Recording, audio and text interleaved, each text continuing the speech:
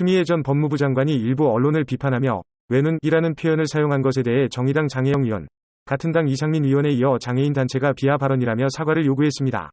또 김의겸 의원이 네이버 등 기존 뉴스가 편향적이라며 정부 기금으로 새로운 뉴스 포털을 만들자는 말에 야당은 공산국가냐며 반대했습니다. 야권에선 두 야당의 합당이 계속 진행 중인데 국민의당 안철수 대표가 원칙 있는 통합을 추진하겠다며 국민의힘이 원하는 흡수통합이 아닌 당대당 합당을 요구해 난항이 예상됩니다.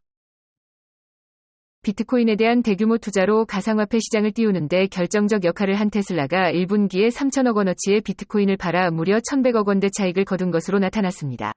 테슬라는 이를 통해 영업비를 절감했다고 밝히기도 했는데요. 소셜미디어에서는 가상화폐 투자를 부추긴 일론 머스크에게 테슬라가 자동차 판매보다 비트코인 거래로 돈을 더 많이 벌었다는 등 비판이 쏟아졌습니다. 실제로 테슬라는 비트코인으로 전기차 구매를 할 수 있는 시스템까지 도입해 투자를 유도한 바 있습니다.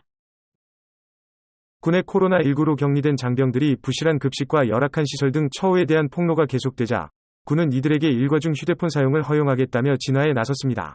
실제로 여러 커뮤니티에서 밥만 가득한 식판 사진들이 올라와 충격을 주었었는데요. 병사들은 사진과 함께 휴가 다녀온 게 죄냐고 반문하기도 했습니다. 논란이 확대되자 국방부는 시설을 점검하는 등 대처에 나섰지만 사진 찍은 병사들을 색출했다는 제보도 이어지는 등 논란은 피하기 어려울 전망입니다.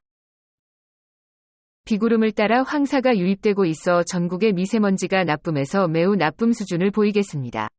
또한 자외선 지수도 높게 치솟겠습니다. 기온은 서울의 경우 아침 12도, 낮 20도 정도가 예상이 됩니다.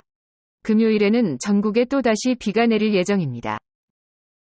애플이 새로운 아이폰 운영체제인 iOS 14.5 버전을 배포했습니다. 우선 얼굴 인식으로 잠금 해제하는 기능인 페이스 아이디가 코로나 시국에선 오히려 불편했는데 이제 마스크를 쓴 상태에서도 이용할 수 있게 되었는데요.